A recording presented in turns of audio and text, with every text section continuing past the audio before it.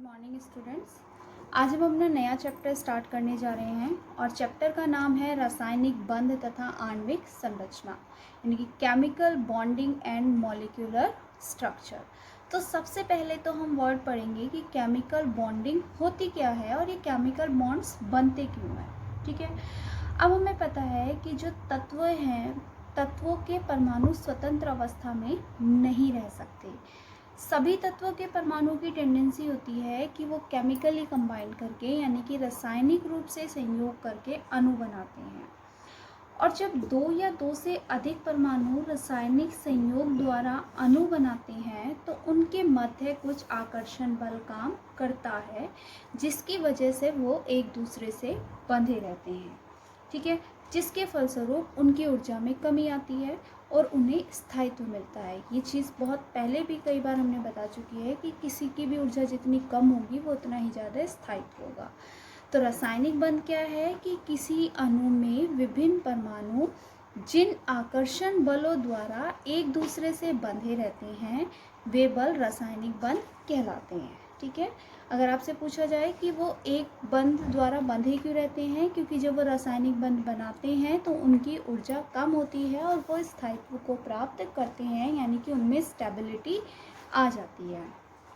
Okay, अब chemically bonding वो करते क्यों हैं, क्योंकि हर एक एलिमेंट की टेंडेंसी है कि वो अपना अष्टक पूर्ण, ऑक्टेट पूर्ण करना चाहता है। ऑक्टेट पूर्ण करना यानी कि वो अपनी आउटर मोस्ट शेल में 8 इलेक्ट्रॉन रखना चाहता है, या इसी चीज़ को हम कह सकते हैं कि वो अपने निकटतम नोबल गैस का इलेक्ट्रॉनिक विन्यास गेन करना चाहता है, सिवाय हीलियम के, क्योंकि हीलियम भी हमारी एक नोबल गैस है और उसके आउटर मोस्ट शेल में 2 इलेक्ट्रॉन होते हैं। तो सभी तत्वों की टेंडेंसी क्या है कि वो या तो अपने निकटतम नियरेस्ट नोबल गैस का इलेक्ट्रॉनिक विन्यास गेन करना चाहते हैं या फिर वो अपना अष्टक पूर्ण करना चाहते हैं, और इसी को ही हम ऑक्टेट रूल या अष्टक नियम कहते हैं। किसी भी तत्व के बाह्यतम कक्ष में जो इलेक्ट्रॉन्स होते हैं उन्हें हम संयोजी इलेक्ट्रॉन कहते हैं। ठीक है, फॉर एग्जाम्पल अगर हमने एक एग्जाम्पल लिया सोडियम का इलेक्ट्रॉनिक विन्यास होता है 11। इसका अगर हम इलेक्ट्रॉनिक विन्यास ड्रॉ करें या इलेक्ट्रॉनिक स्ट्रक्चर ड्रॉ करें तो क्या आएगा, 2 8 एंड 1। ठीक, तो इसके आउटर मोस्ट शेल में है 1 इलेक्ट्रॉन, तो इसके संयोजी इलेक्ट्रॉन या वैलेंस इलेक्ट्रॉन हुए 1। हमने लिखा मैग्नीशियम का एटॉमिक नंबर होता है 12। इलेक्ट्रॉनिक कन्फिग्रेशन करेंगे then 2 8 and 2। Outermost shell में कितने इलेक्ट्रॉन हैं, 2। तो ये 2 क्या होगा, इसके वैलेंस इलेक्ट्रॉन या संयोजी इलेक्ट्रॉन। क्लियर, यहाँ पर सोडियम का वैलेंस इलेक्ट्रॉन हुआ 1। तो इस तरीके से आउटर मोस्ट शेल में जितने नंबर ऑफ इलेक्ट्रॉन्स प्रेजेंट होते हैं उन्हें हम कहते हैं वैलेंस इलेक्ट्रॉन या संयोजी इलेक्ट्रॉन। ठीक, अब जो भी हमारे केमिकल बॉन्ड्स बनते हैं उनके लिए कौशल ने कुछ पॉइंट्स दिए जिनकी ओर उन्होंने ध्यान आकर्षित किया कि ये इम्पॉर्टेंट पॉइंट हैं जिनके बिहाफ पर कोई भी केमिकल बॉन्ड फॉर्म होता है।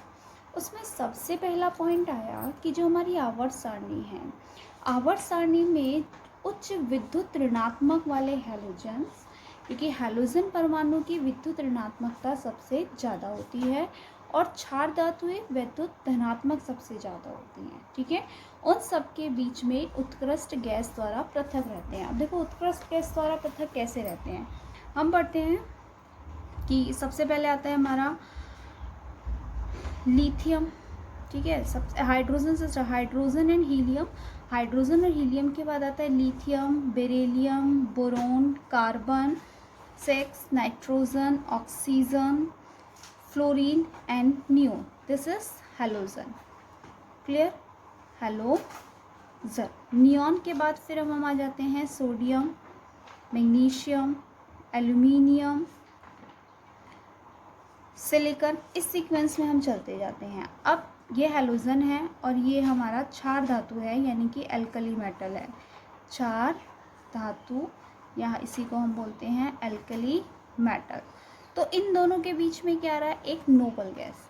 तो इसकी टेंडेंसी भी है कि वो इसका इलेक्ट्रॉनिक कन्फिग्रेशन नियरेस्ट इसके ये है, इसका इलेक्ट्रॉनिक कन्फिग्रेशन गेन करना चाहेगा और ये भी इसी का इलेक्ट्रॉनिक कन्फिग्रेशन गेन करना चाहेगी। क्लियर है? ओके। तो इस तरीके से कि आवर्त सारणी यानी कि जो हमारी पीरियोडिक टेबल है उसमें उच्च विद्युत ऋणात्मक वाले और उच्च विद्युत धनात्मक वाले धातुएं एक दूसरे से नोबल गैस, उत्कृष्ट गैस मतलब नोबल गैस द्वारा पृथक रहते हैं। हैलोजन परमाणु ऋणायन बनाते हैं क्योंकि उनके पास एक इलेक्ट्रॉन की कमी होती है। वो अपना nearest noble gas electronic configuration attend करने के लिए क्या करेंगे, इसके पास 9 इलेक्ट्रॉन है, इसके पास 10 इलेक्ट्रॉन है, ये एक इलेक्ट्रॉन लेगा और जब ये इलेक्ट्रॉन लेगा तो ये क्या बनाएगा, ऋणायन। इसके पास 11 इलेक्ट्रॉन है, इसके पास 10 इलेक्ट्रॉन है, ये 10 पूरा करने के लिए क्या करेगा, एक इलेक्ट्रॉन अपना देगा और जब ये देगा तो ये क्या बनाएगा, पॉजिटिव आयन। तो इस तरीके से जो हमारे हैलोजन परमाणु हैं वो ऋणायन यानी कि नेगेटिव आयंस बनाते हैं और जो हमारी क्षार धातुएं हैं वो पॉजिटिव आयंस फॉर्म करती हैं। इस प्रकार निर्मित धनायन और निरायन नोबल गैस का स्थायी इलेक्ट्रॉनिक विन्यास को प्राप्त कर लेते हैं। नोबल गैस के बाह्यतम कोश में 8 इलेक्ट्रॉन होते हैं एक्सेप्ट हीलियम। हीलियम के अलावा जितनी भी हमारी नोबल गैस हैं उन सब के आउटर मोस्ट शेल में 8 इलेक्ट्रॉन्स प्रेजेंट होते हैं। देखो एक एग्जांपल हम देखते हैं कि हमारे पास सोडियम है। सोडियम अगर एक इलेक्ट्रॉन निकालता है तो वो पॉजिटिव आयन फॉर्म करता है।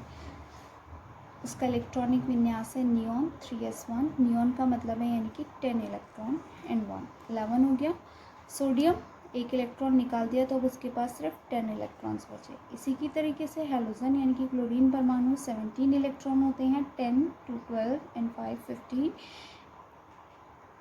कितने इलेक्ट्रॉन चाहिए, उसे एक इलेक्ट्रॉन चाहिए अपना अष्टक पूर्ण करने के लिए, तो उसने एक इलेक्ट्रॉन गेन किया, उस पर नेगेटिव चार्ज, तो उसके आउटर मोस्ट शेल में भी पूरे इलेक्ट्रॉन्स कितने हो गए, 8। तो इस तरीके से कैटायन और एनायन मिलकर एक आयनिक बॉन्ड फॉर्म करते हैं।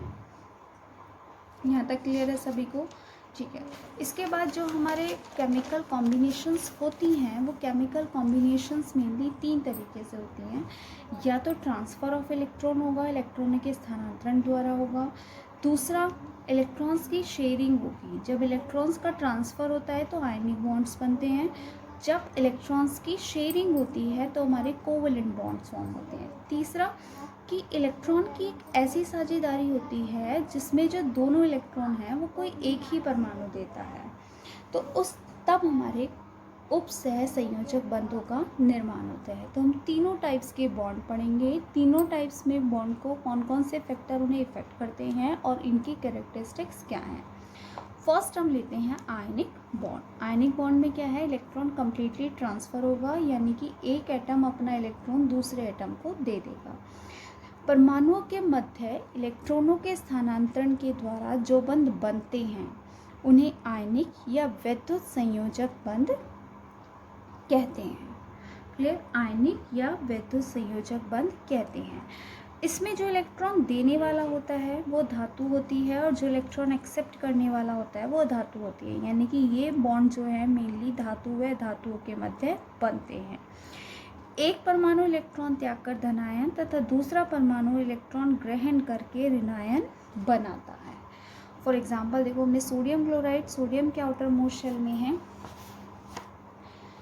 एक इलेक्ट्रॉन यानी कि इसके पास एक वैलेंस इलेक्ट्रॉन है। हैलोजन क्लोरीन का एटॉमिक नंबर होता है 17, देन 2 8 17। आउटर मोस्ट शेल में इसके हो गए 7 इलेक्ट्रॉन्स। इसके पास एक इलेक्ट्रॉन एक्स्ट्रा है, आउटर मोस्ट शेल में 8 इलेक्ट्रॉन हो जाएंगे अगर ये अपना ही दे देता है, और अगर ये एक इलेक्ट्रॉन गेन कर ले तो इसके भी आउटर मोस्ट शेल में यानी कि इसका भी अष्टक पूर्ण हो जाएगा। तो सोडियम अपना एक इलेक्ट्रॉन इसे ट्रांसफ़र कर देगा, तो सोडियम पर पॉजिटिव आयन और क्लोरीन पर नेगेटिव आयन फॉर्म हो जाता है। इस तरीके से आयनिक बॉन्ड्स फॉर्म होते हैं। We can see one more another example that is magnesium की एंड Cl। ठीक है, मैग्नीशियम का एटॉमिक नंबर होता है 12, तो 2 8 2 valence electrons 2। Chlorine is 17, electronic configuration 2 8 7 valence electron 7। 1 2 3 4 5 6 7 1 2 3 4 5 6 7। देखो अब दोनों की टेंडेंसी क्या है, इसे भी अपने 8 इलेक्ट्रॉन पूरे करने हैं, इसे भी अपने 8 इलेक्ट्रॉन पूरे करने हैं। तो दोनों के लिए इजीएस्ट वे क्या है, या तो ये 6 इलेक्ट्रॉन ले ले या अपने इन दोनों इलेक्ट्रॉन को दे दे। तो यहाँ पर इसी के लिए 2 इलेक्ट्रॉन देना ईजी है, इसलिए 2 इलेक्ट्रॉन देकर अपने 8 आउटर मोस्ट शेल में 8 इलेक्ट्रॉन कर लेगा। यहाँ देखें तो या तो ये अपने 7 इलेक्ट्रॉन दे दे किसी को, या किसी से 1 इलेक्ट्रॉन ले ले। तो क्या करेगा, 1 इलेक्ट्रॉन लेगा 7 देने की बजाय। तो इसके भी यहाँ पर 7 की जगह क्या हो जाएंगे 8। तो मैग्नीशियम क्या करेगा, अपना 1 इलेक्ट्रॉन इसे और 1 इलेक्ट्रॉन इसे डोनेट कर देता है। ठीक है, अपना 1 इलेक्ट्रॉन इस पर ट्रांसफ़र कर दिया और दूसरा इलेक्ट्रॉन इस पर ट्रांसफ़र कर दिया। तो किस तरह की शेप बन गई कि Mg ने 2 इलेक्ट्रॉन्स दिए हैं, इसलिए Mg पर 2 positive charge, 1 negative charge chlorine पर और 1 नेगेटिव चार्ज इस क्लोरीन में। ठीक है, तो ये हमारा बन गया आयनिक बॉन्ड। तो इस तरीके से आयनिक बॉन्ड फॉर्म होते हैं। बहुत सारे एग्जांपल्स हैं हम इसके, CaCl2, MgO। ठीक है, ये सारे हमारे एग्जांपल्स हैं आयनिक बॉन्ड फॉर्मेशन के। अब आयनिक बॉन्ड फॉर्मेशन को कौन कौन से फैक्टर अफेक्ट करते हैं, तो इसमें 3 मेन फैक्टर्स आते हैं। सबसे पहला फैक्टर आता है हमारा आयनिक एंथैल्पी या आयनिक एंथैल्पी। आयनिक एंथैल्पी होती क्या है, ठीक है। एंथैल्पी का मतलब होता है ऊर्जा और आयनिक मतलब आयनन। आयनन किसका होगा, किसी विलगित यानी कि आइसोलेटेड एटम का, जिस पे ना तो पॉजिटिव चार्ज है ना नेगेटिव चार्ज है। तो अगर हम किसी आइसोलेटेड एटम से इलेक्ट्रॉन निकालते हैं, ठीक है, मान लीजिए ये हमारा कोई आइसोलेटेड एटम है, अगर इससे हम एक इलेक्ट्रॉन निकाल रहे हैं तो उस इलेक्ट्रॉन को निकालने के लिए जितनी एनर्जी हमें देनी होगी वो हमारी आयनिक एंथैल्पी या आयनन ऊर्जा कहलाती है। क्लियर। किसी भी आइसोलेटेड यानी कि उदासीन परमाणु से इलेक्ट्रॉन निकालने के लिए जितनी ऊर्जा देनी होगी उसे हम आयनन एंथैल्पी कहते हैं। तो हम जितनी कम ऊर्जा देकर इलेक्ट्रॉन बाहर निकाल सकते हैं, आयन उतनी इजीली फॉर्म्ड होंगे। ठीक, तो हम क्या कह सकते हैं कि आयनन ऊर्जा जितनी कम होगी उतनी आसानी से आयन बनेगा। तो अगर हमें ज़्यादा ऊर्जा देनी है तो ज़्यादा ऊर्जा देने के लिए हमें ज़्यादा वर्क करना पड़ेगा और आयन देर में बनेगा। अगर कम ऊर्जा देकर आयन बन रहा है तो आयन जल्दी बन रहा है, और आयन अगर जल्दी बनेगा तो आयनिक बॉन्ड भी इजीली ही फॉर्म्ड होगा। तो क्या कह सकते हैं कि आयनिक एंथैल्पी पे कैसे आयनिक बॉन्ड डिपेंड करेगा कि आयनन ऊर्जा या आयनन एंथैल्पी जितनी कम होगी आयनिक बॉन्ड उतनी ही इजीली फॉर्म होगा। सेकेंड पॉइंट इसी में हम लेते हैं electron gain enthalpy. Electron gain enthalpy जिसे हम कहते हैं इलेक्ट्रॉन लब्धि। क्लियर, इलेक्ट्रॉन लब्धि। अब इलेक्ट्रॉन लब्धि क्या होता है, लब्धि मतलब गेन, नाम से क्लियर है, किसको ले रहे हैं हम, इलेक्ट्रॉन्स को। तो अगर किसी भी आइसोलेटेड एटम में एक इलेक्ट्रॉन डालने पर जितनी एनर्जी रिलीज होती है that is electron gain enthalpy. ठीक है, आयनन एंथैल्पी क्या था, इलेक्ट्रॉन निकालने में, यानी कि इलेक्ट्रॉन निकलेगा तो क्या बनेगा पॉजिटिव, इलेक्ट्रॉन गेन होगा तो नेगेटिव।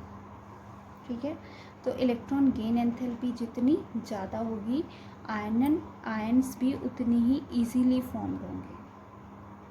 ठीक है, आयन्स इजीली फॉर्म्ड होंगे तो आयनिक बॉन्ड इजीली बनेंगे। थर्ड पॉइंट आता है हमारा लैटिस एनर्जी। लैटिस एनर्जी क्या होता है,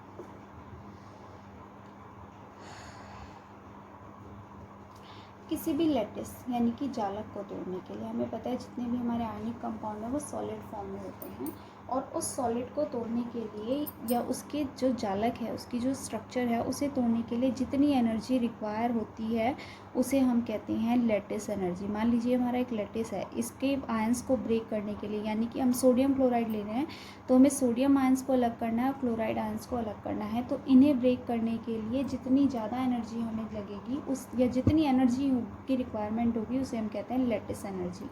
अब लैटिस एनर्जी दो फैक्टर्स पे डिपेंड करती है। एक होता है साइज़ ऑफ आयन, यानी कि आयन का आकार। दूसरा होता है मैग्नीट्यूड ऑफ चार्ज, चार्ज का मान। अब आकार जितना बड़ा होगा, ठीक है, बड़ी चीज़ को तोड़ना आसान है, क्योंकि देखो मान लीजिए हमारा यहाँ पर कोई एटम है, न्यूक्लियस से तो अट्रैक्शन होता है, जितना आकार बढ़ता जाएगा न्यूक्लियस से हम दूर होते जाएंगे, न्यूक्लियस से दूर होंगे तो क्या होगा, इजीली तोड़ पाएंगे हम इसे, ठीक है। अपने सेंटर से अगर कोई चीज़ हट गई तो उसे तोड़ना आसान है। तो साइज़ जितना बड़ा होगा लैटिस एनर्जी कम होगी, ठीक है, साइज़ बड़ा लैटिस एनर्जी कम। मैग्नीट्यूड यानी कि चार्ज, पॉजिटिव या नेगेटिव की वैल्यू जितनी ज़्यादा होगी लैटिस एनर्जी भी ज़्यादा होगी, ठीक है। मैग्नीट्यूड यानी कि वैल्यू ज़्यादा है तो फोर्स ऑफ अट्रैक्शन ज़्यादा होगा, फोर्स ऑफ अट्रैक्शन ज़्यादा होगा तो इस बॉन्ड को तोड़ने के लिए हमें बहुत ज़्यादा एनर्जी देनी पड़ेगी। तो मैग्नीट्यूड ऑफ चार्ज यानी कि आवेश का मान जितना अधिक होगा लैटिस एनर्जी का मान भी उतना ही अधिक होगा। नेक्स्ट आता है कैरेक्टरिस्टिक्स ऑफ आयनिक कंपाउंड, यानी कि आयनिक यौगिकों के लक्षण। अब ये जितने भी हमारे आयनिक कंपाउंड्स होते हैं वो सॉलिड होते हैं, ठीक है, सब ठोस अवस्था में पाए जाते हैं और इनकी एक नियमित व्यवस्था होती है। तो फर्स्ट पॉइंट क्या है कि जो हमारे आयनिक सॉलिड्स हैं, all ionic compounds are solid, ठीक है, सॉलिड होते हैं और इनमें एक रेगुलर अरेंजमेंट होता है आयंस का। जैसे अगर हम सोडियम क्लोराइड का क्रिस्टलीय स्ट्रक्चर देखें तो कुछ इस तरीके से फॉर्म में प्रेजेंट होता है कि हमारा एक कैटायन प्रेजेंट होगा, एक एनायन प्रेजेंट होगा, ठीक है, इस तरीके से प्रेजेंटेशन होती है, cation anion, cation anion, cation anion, cation anion. तो एक रेगुलर अरेंजमेंट प्रेजेंट होता है यहाँ पर। सेकेंड कि जो इनके मेल्टिंग एंड बॉइलिंग पॉइंट्स हैं वो बहुत हाई होते हैं। क्या कि melting and boiling points are very high. Reason क्या होगा इसका कि क्यों इनके melting and boiling points high होते हैं? इसका कारण ये है कि जो हमारे सिंपल सी चीज़ है कि जितने भी हमारे पॉजिटिव या हम कह सकते हैं कि जो अपोजिट चार्ज है वो एक दूसरे को अट्रैक्ट करता है, ठीक है। अब जब फोर्स ऑफ अट्रैक्शन जितना ज़्यादा होगा उस बॉन्ड को तोड़ना के लिए उतनी ही ज़्यादा हमें एनर्जी भी देनी पड़ेगी। यही रीज़न है कि जो इनका हमारा फोर्स ऑफ अट्रैक्शन ज़्यादा होने के कारण इन्हें मेल्ट करने के लिए या बॉयल करने के लिए ज़्यादा अमाउंट ऑफ एनर्जी रिक्वायर होती है, जिसकी वजह से इनके melting and boiling points high होते हैं। थर्ड पॉइंट आता है high melting and boiling points. Reason क्या था? Due to the strong force of attraction, यानी कि जो फोर्स ऑफ अट्रैक्शन आयन के बीच में वो बहुत ज़्यादा होता है। थर्ड लेते हैं हम सॉल्युबिलिटी। सॉल्युबिलिटी क्या है कि जो हमारे आयनिक कंपाउंड्स हैं वो कैसे हैं? Polar in nature. पोलर यानी कि ध्रुवीय, यानी ध्रुवीय इट्स मीन कि वो पॉजिटिव और नेगेटिव आयन में टूट सकते हैं, ठीक है। ध्रुवीय का मतलब होता है कि वो substance positive and negative ion में डिसोसिएट हो सके। तो सॉल्युबिलिटी यानी कि विलेयता, यहाँ पर एक फॉर्मूला काम करता है, light dissolve like, light dissolves like means समान समान में घुलता है, कि जो ध्रुवीय यौगिक है वो ध्रुवीय यौगिकों में घुलेगा और जो अध्रुवीय यौगिक है वो अध्रुवीय यौगिकों में घुलेगा। क्लियर? क्योंकि जो हमारा ध्रुवीय यौगिक है अगर हम उसे किसी ध्रुवीय सब्सटेंस में डिसॉल्व करना चाहें तो ध्रुवीय सब्सटेंस में भी क्या होंगे? पॉजिटिव और नेगेटिव आयन, और जो हमने सब्सटेंस इसमें डाला वो भी पॉजिटिव नेगेटिव, तो इसका पॉजिटिव इससे रिएक्ट कर जाएगा, इसका नेगेटिव इससे, और ये क्या हो जाएंगे, डिज़ोल्व हो जाएंगे। तो सॉलिबिलिटी के लिए हमेशा हमें एक चीज़ ध्यान रखनी है कि लाइक डिज़ोल्व लाइक, यानी कि समान समान में घुलता है, ध्रुवीय ध्रुवीय में घुलेगा और अध्रुवीय अध्रुवीय यौगिकों में घुलता है। ठीक है, तो यानी कि जो हमारे आयनिक कंपाउंड्स हैं वो ध्रुवीय यौगिकों में विलय हैं और ये इसी वजह से वो जल में भी विलय होते हैं। नेक्स्ट पॉइंट आता है कंडक्टिविटी यानी कि चालकता, विटी की विद्युत चालकता इसकी कैसी होती है। तो आयनिक यौगिक हमारे ठोस हैं, ठोस अवस्था में ये पुअर कंडक्टर हैं कंडक्टिव इलेक्ट्रिसिटी के, इनकी बहुत कम मात्रा में विद्युत का संचरण होता है इनमें। जबकि जब हम इनकी मोल्टन स्टेट लें, मोल्टन स्टेट यानी कि गलित अवस्था, गलित अवस्था में क्या होगा, गलित अवस्था में ये